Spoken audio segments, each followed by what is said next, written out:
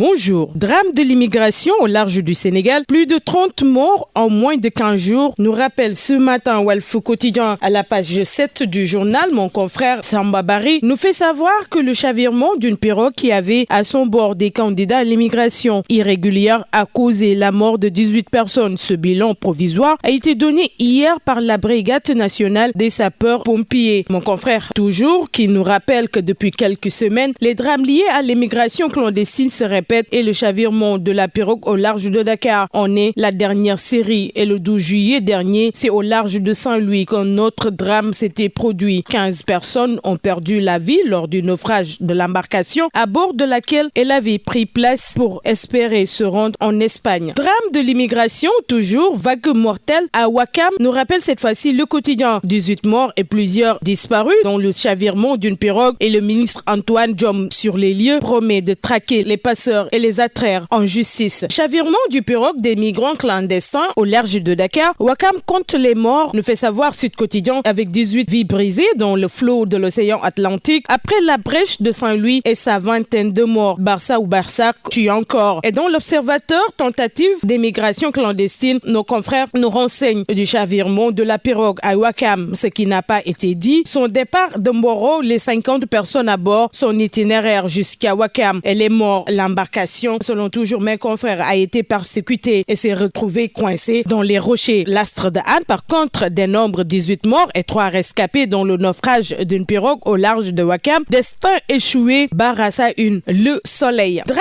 de l'immigration clandestine. D'après Réumi Quotidien, les jeunes tombent comme des mouches. 17 migrants morts dans un naufrage à Ouakam. Les premiers éléments de l'enquête à la une, écrit Le Peuple Quotidien, avec des promesses fermes d'Antoine Félix John, les convoyeurs en cours de lourdes sanctions et les informations relayées par nos confrères. La pirogue proviendrait de Thiaroye. 3 blessés auditionnés à la gendarmerie. Amadouba qui rassure les rescapés et les familles des victimes et les condoléances du président Macky Sall. Dans les colonnes du journal, 18 morts dans le chavirement d'une pirogue. Scène horrible à Ouakam, plaque à ça une info avec le drame qui a eu lieu autour de 3 heures du matin. Et la pirogue venait de Thiaroye en passant par Yarar avant de chavirer au large de Ouakam devant la plage de la mosquée de la divinité, informe mes confrères. Et l'évidence qui met en évidence recrudescence du phénomène Barça ou le Barsac, remords d'un échec de politique de jeunesse, l'incapacité du régime à résoudre le chômage des jeunes et des femmes. Et puis Tribune qui nous parle également de naufrage entre Dakar, Saint-Louis et Kafountine. 332 personnes selon mes confrères ont péri en mer. Et Barça ou le Barsac, 15 vies perdues en mer. Le Mandat nous parle de âmes noyées au large de Ouakam. Et Walf Quotidien qui nous parle de renonciation tardive à un 3e mandat et nous fait part du comment le ni oui ni non qui a semé la pagaille. Et présidentielle 2024, l'AS nous fait part des femmes qui veulent détrôner le machisme à la une du journal, comme affiché Aïda Mbouch, Mimi Touré, Aïda Babacar Ngom et Assom Diatta. Parmi ces femmes, Beno Bokuyakar et la présidentielle de 2024 s'unir au péril ensemble, s'exclame cette fois-ci critique. Et Yorbi qui nous parle de décryptation pour la libération de tous les prisonniers politiques et détenus d'opinion. Lettre ouverte de Seydou Nourouba, cofondateur de Copar Express. Et dans Source A, suite à l'annonce de la levée du blocus autour du domicile de Sonko, cité Kergogri, lieu de pèlerinage. En vagues successives, les inconditionnels d'Ousmane Sonko, ce dernier, pour un pèlerinage dans une ambiance festive, sont allés jusqu'à demander le Zamzam. Et 24 heures qui nous partage ce matin l'enquête de Mediapart et qui rappelle qu'au Sénégal, des munitions de chasse françaises sont utilisées contre des manifestants. Le tout à lire dans les colonnes du journal. De son côté, Dakar Times qui rappelle les canalisations de 2 mètres de hauteur, 3 mètres de largeur, bassin de rétention de 280 000 mètres cubes contre les inondations. C'est le bilan des réalisations de l'ONAS à Touba. D'après toujours mes confrères dans Dakar Times.